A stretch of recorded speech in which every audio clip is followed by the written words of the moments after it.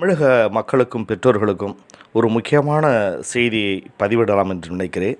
நானும் பெற்றோர் என்ற முறையில் அவசர காலமாக எடுக்கின்ற தமிழக அரசு முடிவுகள் எல்லாம் மழைக்காலங்களில் பெருமழை காலம் என்று வானிலை அறிக்கை எல்லாம் சொன்ன பிறகும் ஆரஞ்சு அலர்ட் கொடுத்த பிறகும் அனைத்து மீனவர்களுக்கு மற்ற பாதுகாப்பு முயற்சிகளை மேற்கொள்கிற தமிழக அரசு பள்ளி கல்வி துறைகளுக்கான முயற்சிகளை முன்கூட்டியே எடுக்காமல் இருப்பது ஏன் என்பது ஒரு கேள்வி அனைத்து பெற்றோர்களுக்கும் தொடர்ந்து இருக்கிறது.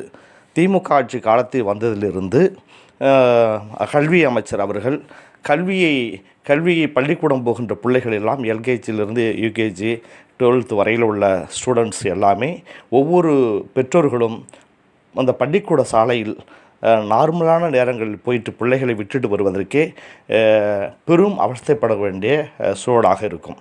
மேலும் ஒரு குழந்தையை பள்ளிக்கு கிளம்புவதற்கு 8 மணிக்கு 7 மணிக்கு எழுந்திரித்து யாருமே அவர்களுக்கு உணவெல்லாம் கட்டி கொடுத்து அவர்களை அனுப்பி விடுவதில்லை. பெற்றோர்கள் வேலைக்கு போகிற பெற்றோர்களும் இருக்கிறார்கள், வீட்டில் இருக்கிற பெற்றோர்களும் இருக்கிறார்கள். அந்த வீட்டில் ஆண்கள் இல்லாமல் பெண்களே குடும்பத்தை சமாளிக்கக்கூடிய சைக்கிளிலோ 2 வீலரிலோ நடந்தோ ஆட்டோவிலோ எப்படி அழைத்து கொண்டு பிள்ளைகளை பள்ளிக்கூடத்திற்கு சேர்க்க வேண்டும் என்று எண்ணற்ற பெற்றோர்களெல்லாம் இருக்கிறார்கள்.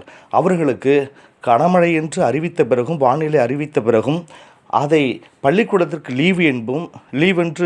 லீவு விட்டு அதற்காக நான் எல்லா குழந்தைகளும் வீட்டில் இருக்க வேண்டும் என்ற ஆசை எந்த பெற்றோர்களுக்கும் கிடையாது. பாதுகாப்பு கருதி இதையெல்லாம் கேட்க வேண்டிய ஒரு சூழல் இன்று ஏற்பட்டிருக்கிறது.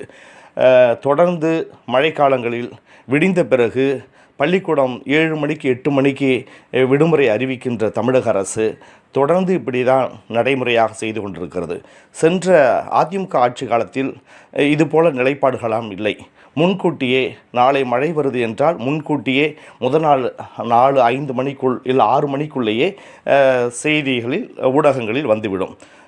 அப்படியெல்லாம் இல்லாமல் பெற்றோர்களையும் குழந்தைகளையும் கஷ்டப்படுத்தி துன்பப்படுத்துகின்ற அளவில் பாதி தூரம் கிளம்பி பள்ளிக்கூடம் கிளம்பி வாசலுக்கு வந்த பிறகு இல்லை பாதி தூரம் சென்ற பிறகு லீவை அறிவித்து அந்த பெற்றோர்களுக்கும் மாணவர்களுக்கும் எந்த வகையான பாதுகாப்பையும் படிப்பையும் இந்த அரசு செய்யப்போகிறது என்பதுதான் கேள்விக்குறியாக இருக்கிறது.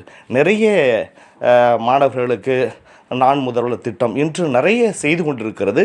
இந்த கல்வித்துறையில் இந்த மழைநாள் விடுமுறையை முன்கூட்டியே அறிவித்து பாதுகாப்பான ஒரு நிலைப்பாடை மாணவர்களுக்கும் பெற்றோர்களுக்கும் எடுக்க வேண்டிய நிலையை முன்கூட்டியே அறிவிக்க வேண்டிய நிலையிலும் ஏன் தவறு செய்கிறது என்பதுதான் தெரியவில்லை.